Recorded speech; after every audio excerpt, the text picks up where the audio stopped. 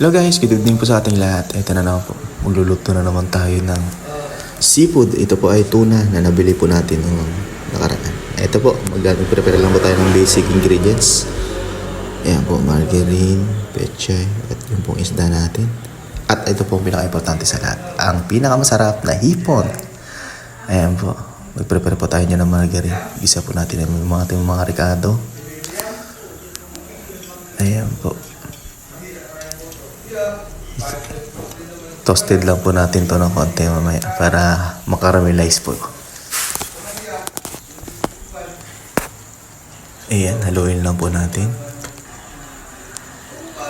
At ito na po, ilalagay na po natin yung ating piniritong isda. Ayan, sarap. Sangkotya lang po natin ito na maigi. Ayan, lagyan po natin ng paminta. Ayan yung magic sarap. Oyster sauce, pambalansi po ng lasa. Ayan.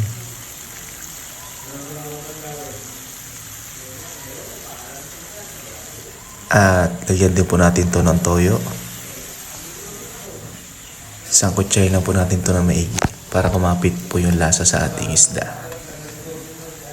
Ayan, sarap. Sarap po. Comment po kayo sa baba kung gusto niyo po yung ganitong luto ng isda. Ayan, takpan po muna natin.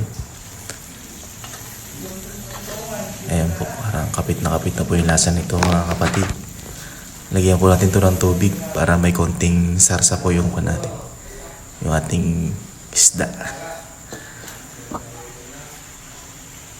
Ayan po, ilagay na din na po natin itong gata. Baka gata ka po iba. Ba't buo-buo po yung ating tuna? Ito po kasi galing sa rep. Kaya medyo nagbuo-buo po. Ayan po, ilagay na din po natin yung ating hipon. Ito rin po yung hipon na kasama ng kahapon. Yun nilutod din po natin. Ayan po, fresh pa rin po yan kasi nakalagay naman po yung sa refrigerator. Ayan. Ayan po. Shoutout po sa mga kumakain dyan. Comment down po kayo sa baba kung kumakain po kayo nito. Ayan, ang sarap po ng kulay ng ko natin. Ayan, lagay na din po natin itong gulay. Ayan, pechay. Sarap.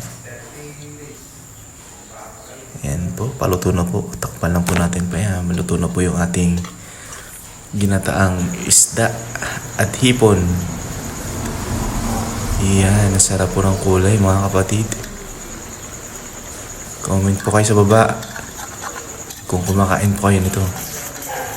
Magandang gabi po sa ating lahat. Sana po enjoyin po natin ang mga biyayang dumadating sa ating buhay. Ayan. Maraming salamat po sa panonood. Hit like lang po at pasuyin na rin po, pa-share na din po ang ating video para po ma-enjoy din po ng ibang tao yung ating mga niluluto. Ayan po, maraming salamat po. Good night po and everyone. Salamat po.